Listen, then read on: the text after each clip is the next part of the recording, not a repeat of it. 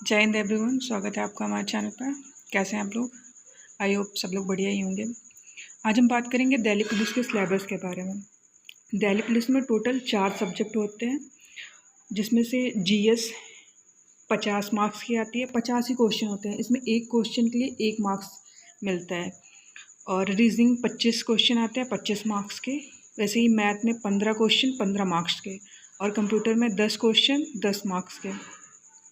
Total 100 question आते हैं और 100 मार्क्स का ही होता है पेपर ऑलमोस्ट। आइए बात करते हैं इसमें। कंप्यूटर में ईमेल से आते हैं question, MS Word, email, Excel, almost इसी से ज़्यादातर क्वेश्चन आते हैं।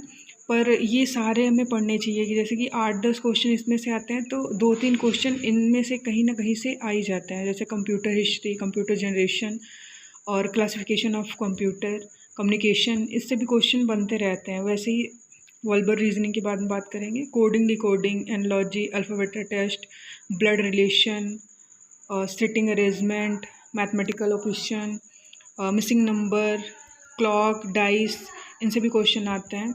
इनसे मतलब बनते रहते हैं जितना। और जैसे नॉन वर्बल से mirror, water image, paper cutter, cutting, folding, figure counting, figure analogy, figure classification. और मैथ में 10-12 चैप्टर हैं, जिसमें से अगर हम अच्छे से कवर कर लें तो हमारे 15 मार्क्स ऑलमोस्ट उन्हीं से आते हैं। कुछ क्वेश्चन वो टफ़ बनाते ही हैं, जिसमें ज़्यादा टाइम लगता है। जैसे ये अगर नंबर सिस्टम, एलसीएम, एचसीएफ और percentage, profit loss, discount, time work और सिंपल इंटरेस्ट, मतलब जितने इस पर लिखे हैं वो ऑलमोस्ट सारे में कवर ही करना चाहिए। अब बात करते हैं जीएस का।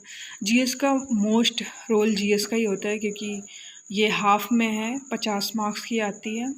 और इसमें स्टैटिक जीके अभी तक जितने प्रीवियस ईयर हुए हैं उसमें ज़्यादातर स्टैटिक जीके का अच्छा रोल रहा है।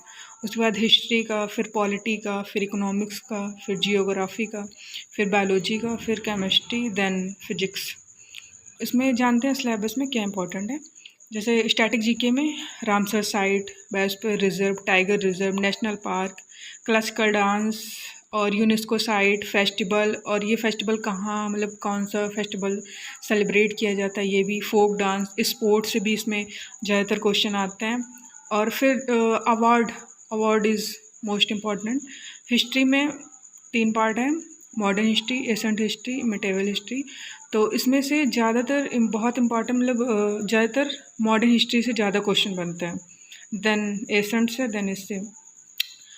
और वैसे ही पॉलिटी में इसमें भी अच्छा है। इसमें संविधान के स्रोत से ज़्यादातर क्वेश्चन बनते हैं, किस देश से क्या लिया गया है, मतलब इम्पॉर्टेंट सब है, बट कुछ चीज़ें हैं जहाँ से डायरेक्ट क्वेश्चन बनते हैं। जैसे फंडामेंटल राइट से, डीपीएसपी से डायरेक्ट कि कौन सा आर्टिकल क्या है, और प्रेसिडेंट से कि प्रेसिडेंट कौन से आर्टिकल में है, वाइस प्रेसिडेंट किस आर्टिकल के अंदर आता है। ऐसे ही supreme court, governor, high court से। और अब है ज्योग्राफी में सोलर सिस्टम, ये सब चैप्टर जितने भी लिखी हुई चीज़ें हैं ये ऑलमोस्ट इनसे प्रीवियस ईयर में कोई ना कोई क्वेश्चन बना ही है। वैसे ही बायोलॉजी में सेल, ब्लड, बॉटनी, डिसीज़ से डायरेक्ट क्वेश्चन बनता है। और इसमें विटामिन ऐड करना शायद भूल गई हूँ मैं, छूट गया है वो। और विटामिन से भी डायरेक्ट क्वेश्चन बनते हैं। और केमिस्ट्री से मतलब बनते हैं, बट ऊपर वाले उससे ज़्यादा बनते हैं। केमिस्ट्री में भी यही है, केमिस्ट्री से और पीरियोडिक टेबल से डायरेक्ट क्वेश्चन बनते हैं, मतलब पिछली बार बने हैं। फिजिक्स में यूनिट से डायरेक्ट क्वेश्चन बनते हैं, जितना प्रीवियस ईयर में देखा गया है। तो और ये इम्पॉर्टेंट ही है। देन इकोनॉमिक्स में ये आरबीआई और 5 ईयर प्लान, बजट, जनगणना, टैक्स, जीएसटी, और ये नीति आयोग, योजना आयोग कब आया था, नीति आयोग कब आया, ये सब पढ़ना चाहिए। मुद्रास्फीति। और ये आज है 25 अगस्त, कल से यानी 26 अगस्त से स्टार्ट कर रही हूँ मैं 90 डेज़ टारगेट, जिसमें मैं डे वाइज टारगेट डिवाइड करूँगी कि मुझे क्या किस दिन पढ़ना है। अगर आप लोग जुड़ना चाहते हैं तो प्लीज़ ज़रूर जुड़ें। इसमें ये रहेगा कि अगर हम एक टारगेट फ़िक्स कर लेते हैं तो हमारे ब्रेन को ये पता होता है कि हमें क्या करना है। ये हमारा डे डिवाइड करते हैं, पूरा डिसाइड करते हैं कि हमें दिन भर में क्या अपना टारगेट पूरा करना है। अगर आप लोग भी दिल्ली पुलिस का एग्ज़ाम देना चाहते हैं तो मेरे साथ ज़रूर जुड़ें। इसमें मैं डे वाइज टारगेट रखूँगी कि इसमें ऑलमोस्ट 8 या 9 घंटे का ही मैं डेली शेड्यूल बनाऊँगी कि मुझे ये चीज़ें कवर करनी है, जिसमें मैं जीएस का डे वाइज रखूँगी। मतलब सारे सब्जेक्ट तो हम एक साथ पढ़ नहीं सकते हैं, तो डे वाइज इसमें रख रही हूँ मैं कि 7 डे हैं, तो 7 डे में मैंने डिसाइड किया, जैसे आज हिस्ट्री पढ़ लिया, कल पॉलिटी पढ़ लिया, फिर ज्योग्राफी पढ़ लिया, फिर इकोनॉमिक्स पढ़ लिया, ऐसे। बाकी देखते हैं, फिर मिलते हैं आप लोग से नेक्स्ट वीडियो में।